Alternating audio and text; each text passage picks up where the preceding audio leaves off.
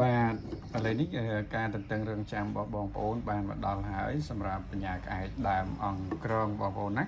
កាលមកហឹកមុននោះយើងបានយកមកម៉ាសាហើយតែចែកគ្នាអត់គ្រប់ទេដោយសារមានដៃខ្លះទៅរាងតូចពេកបាទដៃខ្លះទៅក៏បានធំអញ្ចឹងម្ដងនេះមកម៉ាសានេះគឺដៃធំល្អណាបងប្អូនណាមានຂະຫນាតចាប់ពី10លីជាងឡើងបាទថ្ងៃរហូតដល់20លីនេះ20លីនេះបើយើងសាងជាຂະຫນាតបតោកបានពេញស្អាតហើយសម្រាប់ដើមក្រងយើងស្រួលចំណាំបងប្អូននេះឆោពណ៌ដើមក្រងគឺច្បាស់បាទឆោពណ៌ដើមក្រងគឺចេញមកច្បាស់ស្អាតបាទ